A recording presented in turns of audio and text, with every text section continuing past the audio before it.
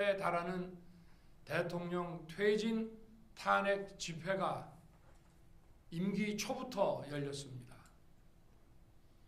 대통령의 국정 운영을 마비시키기 위해 우리 정부 출범 이후부터 지금까지 수십 명의 정부 공직자 탄핵을 추진했습니다. 탄핵된 공직자들은 아무 잘못이 없어도 소추부터 판결 선고시까지 장기간 직무가 정지됩니다. 탄핵이 발의되고 소추가 이루어지기 전 많은 공직자들이 자진 사퇴하기도 하였습니다. 탄핵 남발로 국정을 마비시켜 온 것입니다. 장관, 방통위원장 등을 비롯하여 자신들의 비위를 조사한 감사원장과 검사들을 탄핵하고 판사들을 겁박하는 지경에 이르렀습니다. 자신들의 비위를 덮기 위한 방탄 탄핵이고 공직기관과 법질서를 완전히 무너뜨리는 것입니다.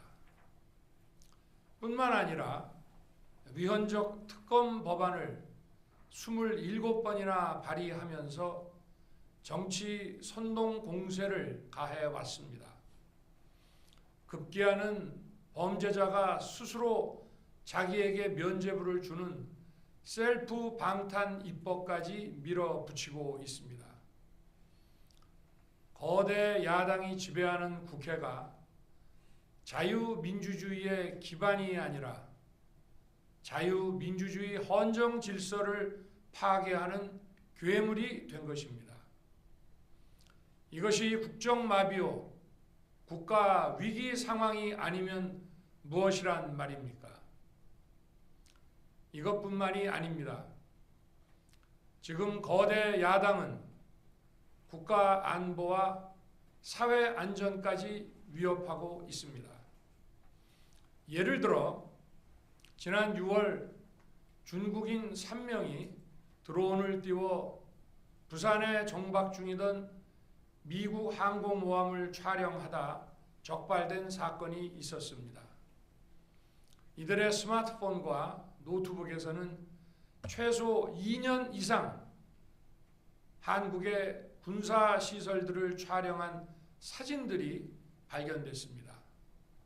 지난달 40일에는 40대 중국인이 드론으로 국정원을 촬영하다 붙잡혔습니다. 이 사람은 중국에서 입국하자마자 곧장 국정원으로 가서 이 같은 일을 벌인 것으로 확인됐습니다. 하지만 현행 법률로는 외국인의 간첩 행위를 간첩죄로 처벌할 길이 없습니다. 이러한 상황을 막기 위해 형법의 간첩죄 조항을 수정하려 하였지만 거대 야당이 완강히 가로막고 있습니다. 지난 정권 당시 국정원의 대공수사권을 박탈한 것도 모자라서 국가보안법 폐지도 시도하고 있습니다. 국가 안보를 위협하는 간첩을 잡지 말라는 것 아닙니까? 북한의 불법적인 핵무장과 미사일 위협 도발에도 GPS 교란과 오물 풍선에도 민주노총 간첩 사건에도 거대 야당은 이에 동조할 뿐 아니라 오히려 북한 편을 들면서 이에 대응하기 위해 고군분투하는 정부를 흠집내기만 했습니다. 북한의 불법 핵 개발에 따른 유엔 대북 제재도 먼저 풀어야 한다고 주장합니다.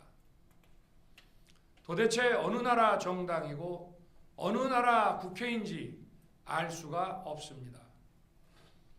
검찰과 경찰의 내년도 특경비, 특활비 예산은 아예 0원으로 깎았습니다. 금융사기 사건, 사회적 약자 대상 범죄, 마약 수사 등 민생침해 사건 수사 그리고 대공수사에 쓰이는 기묘한 예산입니다. 마약, 딥페이크 범죄 대응 예산까지도 대폭 삭감했습니다. 자신들을 향한 수사 방해를 넘어 마약 수사, 조폭 수사와 같은 민생사범 수사까지 가로막는 것입니다. 대한민국을 간첩 천국, 마약 소굴, 조폭 나라로 만들겠다는 것 아닙니까? 이런 사람들이야말로 나라를 망치려는 반국가 세력 아닙니까? 그래놓고 자신들의 특권을 유지하기 위한 국회 예산은 오히려 늘렸습니다. 경제도 위기 비상 상황입니다. 거대 야당은 대한민국의 성장 동력까지 꺼뜨리려고 하고 있습니다. 민주당이 삭감한 내년 예산 내역을 보면 잘 알 수 있습니다. 원전 생태계 지원 예산을 삭감하고 체코 원전 수출 지원 예산은 무려 90%를 깎아버렸습니다. 차세대 원전 개발 관련 예산은 거의 전액을 삭감했습니다. 기초과학연구, 양자, 반도체, 바이오 등 미래 성장 동력 예산도 대폭 삭감했습니다.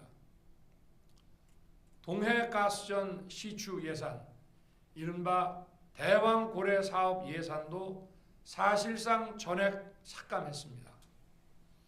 청년 일자리 지원 사업, 취약계층 아동 자산 형성 지원 사업, 아이들 돌봄 수당까지 손을 댔습니다. 산업 생태계 조성을 위한 혁신 성장 펀드, 강소기업 육성 예산도 삭감했습니다.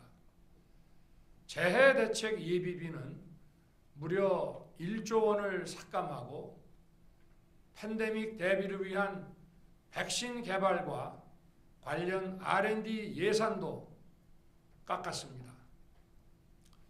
이처럼 지금 대한민국은 거대 야당의 의회 독재와 폭거로 국정이 마비되고 사회 질서가 교란되어 행정과 사법의 정상적인 수행이 불가능한 상황입니다. 국민 여러분, 여기까지는 국민 여러분께서도 많이 아시고 계실 것입니다. 하지만 제가 비상계엄이라는 엄중한 결단을 내리기까지 그동안 직접 차마 밝히지 못했던 더 심각한 일들이 많이 있습니다. 작년 하반기 선거관리위원회를 비롯한 헌법기관들과 정부기관에 대해 북한의 해킹 공격이 있었습니다. 국가정보원이 이를 발견하고 정보 유출과 전산 시스템 안전성을 점검하고자 했습니다. 다른 모든 기관들은 자신들의 참관하에 국정원이 점검하는 것에 동의하여 시스템 점검이 진행되었습니다. 그러나 선거관리위원회는 헌법기관임을 내세우며 완강히 거부하였습니다. 그러다가 선관위에 대규모 채용 부정 사건이 터져 감사와 수사를 받게 되자 국정원의 점검을 받겠다고 한발 물러섰습니다. 그렇지만 전체 시스템 장비의 아주 일부분만 점검에 응하였고 나머지는 불응했습니다. 시스템 장비 일부분만 점검했지만 상황은 심각했습니다. 국정원 직원이 해커로서 해킹을 시도하자 얼마든지 데이터 조작이 가능하였고 방화벽도 사실상 없는 것이나 마찬가지였습니다. 비밀번호도 아주 단순하여 1, 2, 3, 4, 5 같은 식이었습니다. 시스템 보안관리 회사도 아주 작은 규모의 전문성이 매우 부족한 회사였습니다. 저는 당시 대통령으로서 국정원의 보고를 받고 충격에 빠졌습니다. 민주주의의 핵심인 선거를 관리하는 전산 시스템이 이렇게 엉터리인데 어떻게 국민들이 선거 결과를 신뢰할 수 있겠습니까? 선관위도 국정원의 보안 점검 과정에 입회하여 지켜보았지만 자신들이 직접 데이터를 조작한 일이 없다는 변명만 되풀이할 뿐이었습니다. 선관위는 헌법기관이고 사법부 관계자들이 위원으로 있어 영장에 의한 압수수색이나 강제 수사가 사실상 불가능합니다. 스스로 협조하지 않으면 진상규명이 불가능합니다. 지난 24년 4월 총선을 앞두고도 문제 있는 부분에 대한 개선을 요구했지만 제대로 개선되었는지는 알 수 없습니다. 그래서 저는 이번에 국방장관에게 선관위 전산 시스템을 점검하도록 지시한 것입니다. 최근 거대 야당 민주당이 자신들의 비리를 수사하고 감사하는 서울중앙지검장과 검사들, 헌법기관인 감사원장을 탄핵하겠다고 하였을 때 저는 이제 더 이상은 그냥 지켜볼 수만 없다고 판단했습니다. 뭐라도 해야 되겠다고 생각했습니다. 이들은 이제 곧 사법부에도 탄핵의 칼을 들이댈 것이 분명했습니다. 저는 비상계엄령 발동을 생각하게 되었습니다. 거대 야당이 헌법상 권한을 남용하여 위헌적 조치들을 계속 반복했지만 저는 헌법의 틀 내에서 대통령의 권한을 행사하기로 했습니다. 현재의 망국정 국정마비 상황을 사회 교란으로 인한 행정사법의 국가기능 붕괴 상태로 판단하여 계엄령을 발동하되 그 목적은 국민들에게 거대 야당의 반국가적 폐악을 알려 이를 멈추도록 경고하는 것이었습니다. 그럼으로써 자유민주주의 헌정질서의 붕괴를 막고 국가 기능을 정상화하고자 하였습니다. 사실 12월 4일 계엄 해제 이후 민주당에서 감사원장과 서울중앙지검장 등에 대한 탄핵안을 보류하겠다고 발표하여 짧은 시간의 계엄을 통한 메시지가 일정 부분 효과가 있었다고 생각했습니다. 그러나 이틀 후 보류하겠다던 탄핵 소추를 그냥 해버렸습니다. 비상계엄의 명분을 없애겠다는 뜻이었습니다. 애당초 저는 국방장관에게 과거의 계엄과는 달리 계엄의 형식을 빌려 작금의 위기 상황을 국민들께 알리고 호소하는 비상조치를 하겠다고 했습니다. 그래서 질서 유지에 필요한 소수의 병력만 투입하고 실무장은 하지 말고 국회의 계엄 해제 의결이 있으면 바로 병력을 철수시킬 것이라고 했습니다. 실제로 국회의 계엄 해제 의결이 있자 국방부 청사에 있던 국방장관을 제 사무실로 오게 하여 즉각적인 병력 철수를 지시하였습니다. 제가 대통령으로서 발령한 이번 비상조치는 대한민국의 헌정 질서와 국헌을 망가뜨리려는 것이 아니라 국민들에게 망국의 위기 상황을 알려드려 헌정 질서와 국헌을 지키고 회복하기 위한 것입니다. 소규모이지만 병력을 국회에 투입한 이유도 거대 야당의 망국적 행태를 상징적으로 알리고 계엄 선포 방송을 본 국회 관계자와 시민들이 대거 몰릴 것을 대비하여 질서 유지를 하기 위한 것이지 국회를 해산시키거나 기능을 마비시키려는 것이 아님은 자명합니다. 300명 미만의 실무장하지 않은 병력으로 그 넓디 넓은 국회 공간을 상당 기간 장악할 수 없는 것입니다.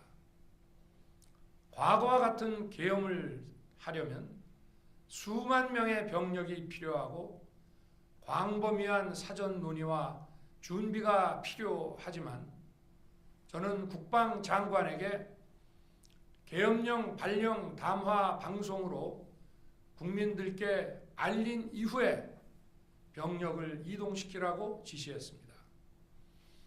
그래서 10시 30분 담화 방송을 하고 병력 투입도 11시 30분에서 12시 조금 넘어서 이루어졌으며 1시 조금 넘어 국회의 계엄 해제 결의가 있자 즉각 군 철수를 지시하였습니다.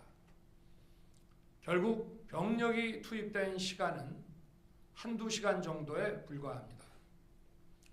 만일 국회 기능을 마비시키려 했다면 평일이 아닌 주말을 기해서 계엄을 발동했을 것입니다.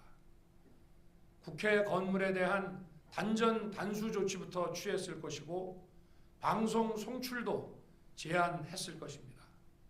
그러나 그 어느 것도 하지 않았습니다. 국회에서 정상적으로 심의가 이루어졌고 방송을 통해 온 국민이 국회 상황을 지켜보았습니다. 자유민주 헌정 질서를 회복하고 수호하기 위해 국민들께 망국적 상황을 호소하는 불가피한 비상조치를 했지만 사상자가 발생하지 않도록 안전사고 방지에 만전을 기하도록 하였고 사병이 아닌 부사관 이상 정예 병력만 이동시키도록 한 것입니다. 저는 이번 비상계엄을 준비하면서 오로지 국방장관하고만 논의하였고 대통령실과 내각 일부 인사에게 선포 직전 국무회의에서 알렸습니다. 각자의 담당 업무 관점에서 우려되는 반대 의견 개진도 많았습니다. 저는 국정 전반을 보는 대통령의 입장에서 현 상황에서 이런 조치가 불가피하다고 설명했습니다. 군 관계자들은 모두 대통령의 비상계엄 발표 이후 병력 이동 지시를 따른 것이니만큼 이들에게는 전혀 잘못이 없습니다.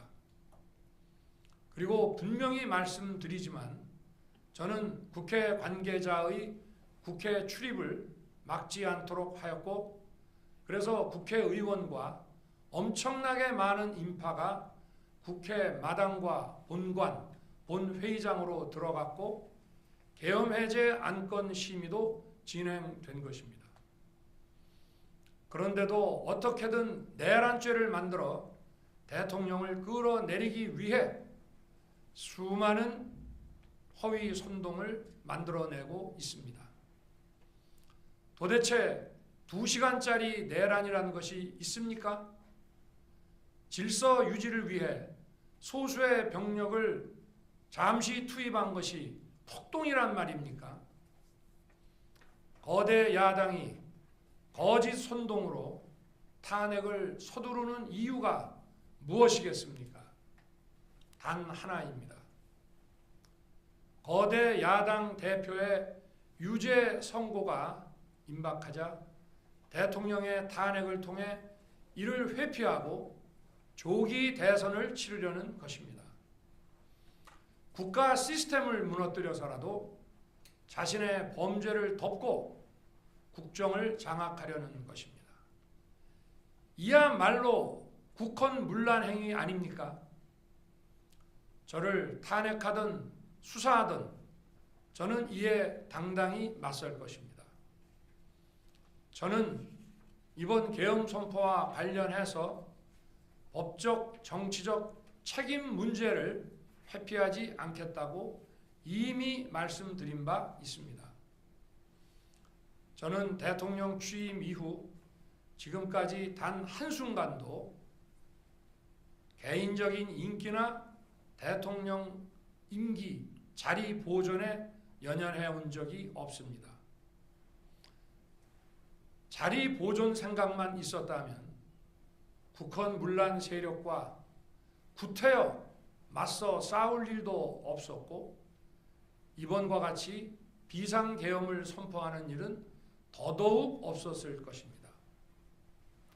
5년 임기 자리 지키기에만 매달려 국가와 국민을 외면할 수 없었습니다. 저를 뽑아주신 국민의 뜻을 저버릴 수 없었습니다. 하루가 멀다 하고 다수의 힘으로 입법 폭고를 일삼고 오로지 방탄에만 혈안되어 있는 거대 야당의 의회 독재에 맞서 대한민국의 자유민주주의와 헌정 질서를 지키려 했던 것입니다. 그 길밖에 없다고 판단해서 내린 대통령의 헌법적 결단이자 통치 행위가 어떻게 내란이 될 수 있습니까? 대통령의 비상계엄 선포권 행사는 사명권 행사, 외교권 행사와 같은 사법심사의 대상이 되지 않는 통치 행위입니다. 국민 여러분, 지금 야당은 저를 중범죄자로 몰면서 당장 대통령직에서 끌어내리려 하고 있습니다. 만일 망국적 국헌문란 세력이 이 나라를 지배한다면 어떤 일이 벌어지겠습니까? 위헌적인 법률, 셀프 면죄부 법률, 경제 폭망 법률들이 국회를 무차별 통과해서 이 나라를 완전히 부술 것입니다. 원전산업, 반도체 산업을 비롯한 미래 성장 동력은 고사될 것이고 중국산 태양광 시설들이 전국의 살림을 파괴할 것입니다. 우리 안보와 경제의 기반인 한미 동맹, 한미일 공조는 또다시 무너질 것입니다. 북한은 핵과 미사일을 고도화하여 우리의 삶을 더 심각하게 위협할 것입니다. 그러면 이 나라 대한민국의 미래가 어떻게 되겠습니까? 간첩이 활개치고 마약이 미래 세대를 망가뜨리고 조폭이 설치는 그런 나라가 되지 않겠습니까?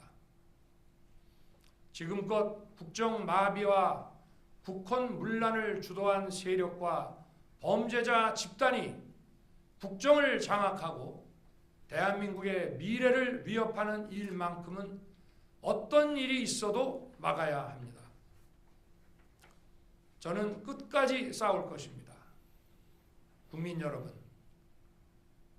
국정마비의 망국적 비상 상황에서 나라를 지키기 위해 국정을 정상화하기 위해 대통령의 법적 권한으로 행사한 비상계엄 조치는 대통령의 고도의 정치적 판단이고 오로지 국회의 해제 요구만으로 통제할 수 있는 것입니다. 이것이 사법부의 판례와 헌법학계의 다수 의견임을 많은 분들이 알고 있습니다. 저는 국회 해제 요구를 즉각 수용했습니다.